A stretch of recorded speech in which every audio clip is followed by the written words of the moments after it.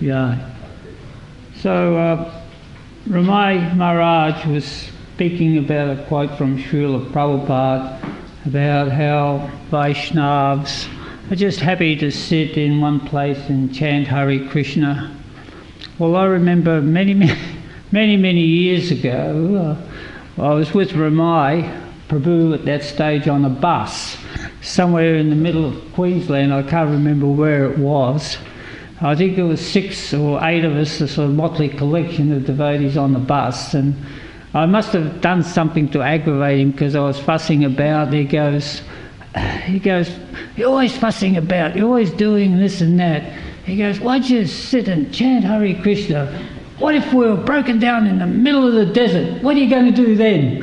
Right? So, because I chant Hare Krishna, right? So it's more or less the same situation now that we're coming into, is that like devotees are sort of forced to become introspective, and so many things are coming out of it, like Ambika mentioned. And you go to some devotees' places and they're just like the houses are a temple, because there's so much introspection. So at that point in time when it's like that, you take shelter of Srila Prabhupada. That's the only way you can actually practice Krishna consciousness, because you've got Srila Prabhupada there in his sadhu shastra and sangha and his shastras. So particularly with his book distribution. So when I joined the movement in 1975, Srila Prabhupada, it's like you were saying, he has many hats. So his 2 main hats was to structure a society which would endure throughout the years, society of Krishna consciousness for everybody to come take shelter of, and also to print so many books to enlighten the devotees. So when I joined in 1975, the structure was already in place. It was a pretty solid structure. We had Dank Street, we had our solid management. But what was really vibrant was the prolific amount of books that was coming out from Srila Prabhupada. He was translating so many books just to enlighten the devotees. The glories of Srimad Bhagavatam, the Sri Chaitanya Charitamrita. And in retrospect, we were so lucky because just when you go back to the early stages of Krishna consciousness, and we see our preceptor Bhaktivinoda Thakur, he had so much difficulty just getting a copy of the Sri Chaitanya Charitamrita, and that was being delivered to us in the boxfuls. So that was the glorious association that I had with Srila Prabhupada, because at that point in time he was being sheltered, so he could have time to read his books and concentrate on other matters.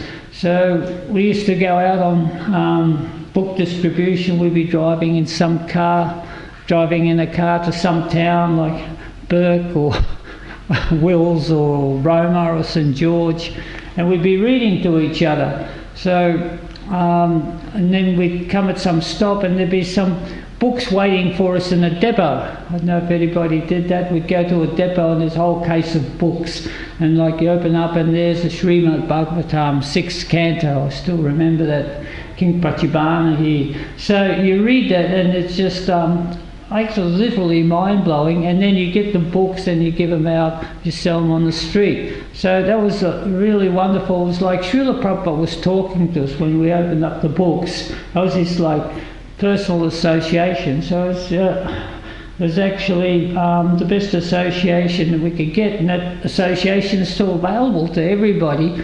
Just open up a book and Srila Prabhupada is there in his instructions.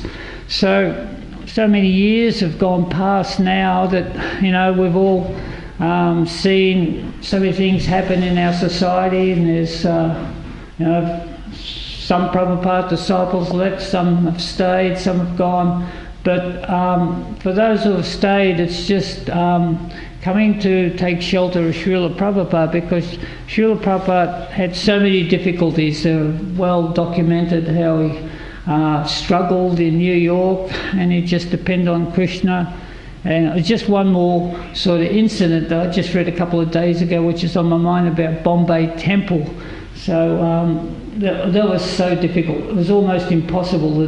The demoniac person wanted the money more desperately than anybody else. He was prepared to cheat any sadhu. And Srila Prabhupada out-cheated him. And he was so determined, even to the point where the devotee said, Prabhupada, why are you doing this? Why don't you give this up? It's almost impossible. And he didn't give it up, and he got Juhu Beach in Bombay, Juhu Beach, and he started a beautiful, magnificent temple, which is an iconic temple in Bombay. And he said to somebody once, he said that actually I did it because I made a promise to Krishna. I promised Krishna that he would have a temple, he put the deities there, and he kept his promise. So on the Vyasa-puja day we can actually relish this pastimes of Srila Prabhupada and his resilience, and take shelter of him and get the buzz of Srila Prabhupada to enable us to sort of preach Krishna consciousness for another year. Jai. Glory Srila Prabhupada. Thank you, Vasu Srestha.